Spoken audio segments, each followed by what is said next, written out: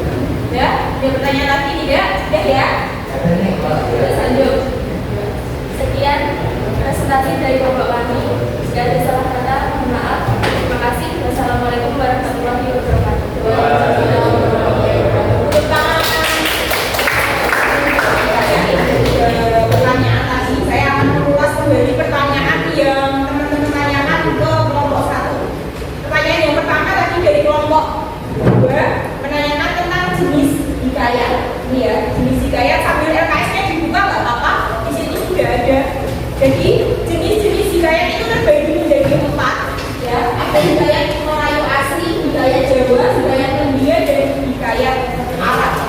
Itu ya. Kemudian di LKS juga sudah ada contohnya hikayat Panji Semilang. Itu isinya gimana itu? Kalian bisa mencari itu di internet, kalian bisa baca nanti isinya tentang apa.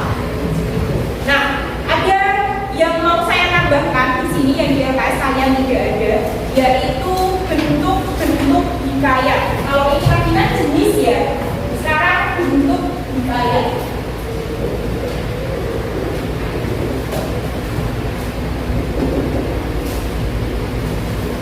Jadi hikayat itu ada bentuk-bentuknya.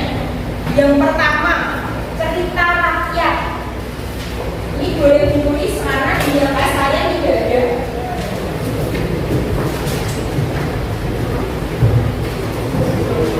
Nah, cerita rakyat. Yang namanya cerita rakyat berarti hikayat itu menceritakan kisah atau peristiwa yang terjadi di masyarakat, mengangkat tema tentang rakyat, kehidupan sosial yang ada di masyarakat. Itu bentuk hikayat yang pertama, yaitu cerita rakyat. Kemudian hikayat yang kedua itu ada roman. Pernah dengar kata roman? Roman titisan. Tentang apa itu kalau roman? Iya betul, roman itu tentang percintaan. Jadi hikayat di situ membahas tentang cerita yang ada hubungannya dengan cerita cinta. Kisah cinta seorang raja dan ratu misal, atau kisah cinta seorang ratu yang kemudian dia dijodohkan dengan seorang raja tapi dia tidak mau dijodohkan, akhirnya memilih rakyat jelata dan sebagainya. Kalian pernah dengar kisah-kisah seperti itu? Nah, itu namanya roman. Kemudian yang ketiga ada yang namanya epos. Apa itu?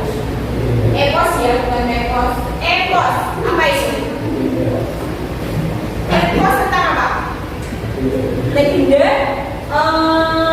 Lebih tepatnya tentang pepahlawanan. Pepahlawanan. Pahlawan. Kalau zaman cerita-cerita zaman dulu yang ada kaitannya sama pahlawan apa? Kalau Jordan ya, Candi Prambanan. Terus apa lagi? Tema-tema pahlawan. Ken Arok, Ken Debes, Pangeran Diponegoro. Nah, itu ada di epos ya, kepahlawanan. Kemudian yang keempat ada tampil. Baru dengar? Sudah pernah dengar? Baru dengar ya. Ini berisi pedoman hidup. Ya, jadi di dalam cerita hikayat itu ada nilai-nilai yang bisa kita ambil, yang bisa kita jadikan sebagai pedoman hidup. Contoh-contoh misal, yang namanya orang hidup itu harus selalu tolong-menolong, kita harus selalu berbaik sangka dengan orang, tidak boleh menggunjing sesama teman dan lain-lain. Kemudian yang terakhir ada 5 ya bentuknya. Yang terakhir itu ada cara misalnya namanya kayak gini ya, nggak pakai kata cara, tapi hampir sama ya, cara. Ini berisi tentang tokoh yang terpuji, tokoh-tokoh terkenal yang biasa kita gunakan atau kita jadikan itu tokoh contoh gitu loh ya. Jadi misal ada satu tokoh pahlawan, dia berjasa untuk negara Indonesia, kemudian sikap-sikapnya bisa kita contoh gitu. Nah itu ada di cara atau tokoh terpuji. Itu bentuk ya, bisa ditulis karena di LKS tidak ada, di samping jenis juga ada. Kemudian pertanyaan yang kedua tadi dari Fabian tadi menanyakan tentang ciri karakteristik ya, yang bersifat imajinatif, nagis ya, nagis. Nah, oke. Karakteristik ini terlalu panjang nggak, Cak? Nek kalian baca, panjang nggak? Nek dua kali aku males ya nggak sih? Ini udah ya.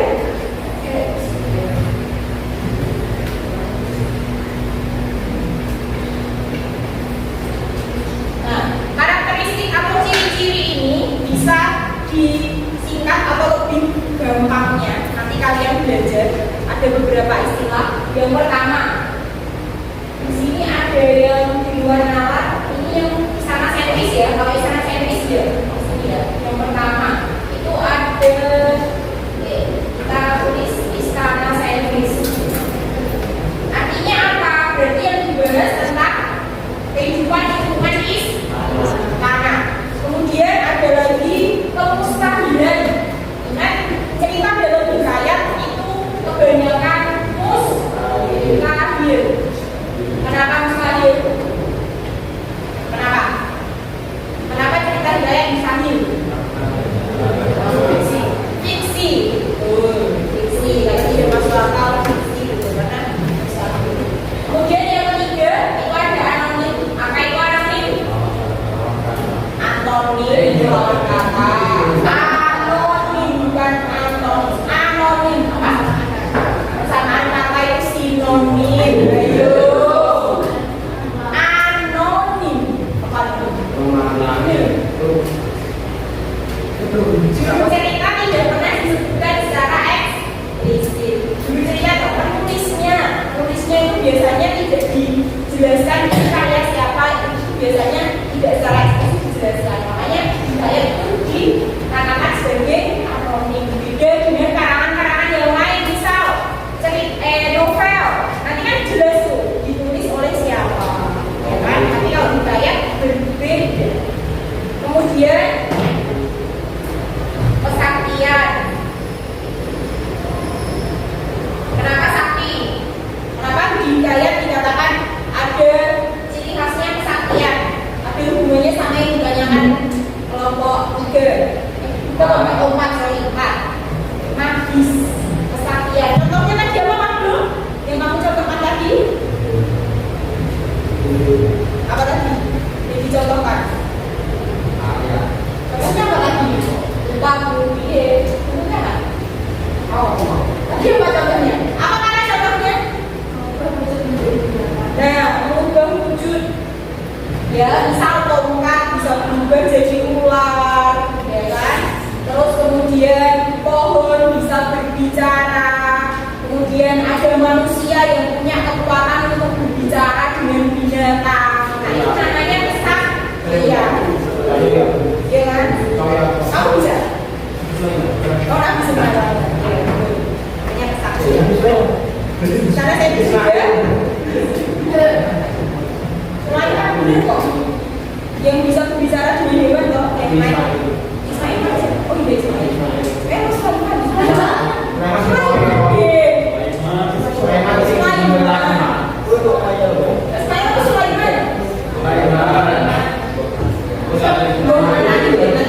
Nanti tanya sama Buka ya. Sulaiman atau Ismail. Terus ada lagi arkais. Saya tulis dulu semuanya ya. Arkais, statis, terus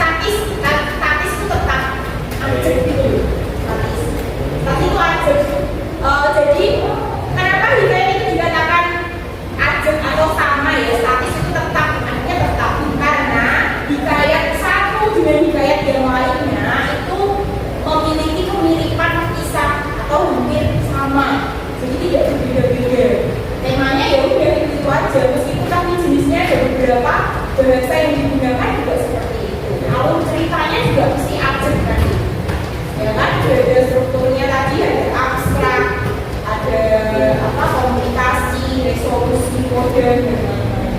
Yang terakhir edukatif. Karena kenapa edukatif? Karena ada edukatif itu apa? Pesan, ada amanat atau pesan moral yang bisa kita gunakan di kehidupan sehari-hari kita, diambil dari teks Hikayat. Misal yang kemarin saya jelaskan nih cerita buaya. Berarti kalau misalkan kita menolong seseorang, jadi gimana? Alangkah lebih baiknya kita juga punya rasa balas budi kepada orang yang sudah menolong kita. Terus yang terakhir tadi pertanyaan dari kelompok 3, struktur ya. Mana tadi? Orientasi atau apa lagi? Orientasi. Mengenalasi adalah pelan-pelan, tokoh, kisah, baik dari segi waktu, tempat maupun peristiwa. Orientasi, komunikasi, resolusi. Seperti film lah, film kan gitu, ceritakan dulu, kemudian tiba-tiba ada masalah, ya kan? Orientasi itu kayak ada penyelesaian masalah, ya kan? Setelah ada penyelesaian masalah, ada kode biasanya. Apa itu kode? Akhir dari sebuah cerita. Jadi di dalam kode itu biasanya ada perubahan nasib tokoh, perubahan perilaku tokoh, biasanya nasib. Kalau di film sering kita lihat di Indosiar, apa itu Indosiar? Azab. Biasanya gini, misalnya orang yang jahat itu udah kena azab nih, kan resolusi ya. Dia udah kena azab, meninggal, mayatnya sampai terlempar kemana itu, ya kan? Nah, orang yang disakiti ini biasanya dia 5 tahun kemudian orang yang disakiti itu sudah sukses, ya kan? Sudah punya rumah tangga sendiri, sudah tidak jadi gelandangan. Gitu. Nah itu kode namanya. Ada lagi yang posisinya terbalik, yang dulunya sombong, terus tiba-tiba dia kena azab, bangkrut, yang difitnah ini dia sudah bahagia, terus 5 tahun kemudian yang sukses ini jadi gelandangan, presiden, itu namanya kode. Jadi ada perubahan nasib tokoh yang diceritakan dalam satu cerita. Oke, bisa dipahami? Bisa? Berarti ke depan bukunya masing-masing. Oke, terima kasih. Boleh istirahat, jaga kesehatan, dan apa? Jangan lupa belajar.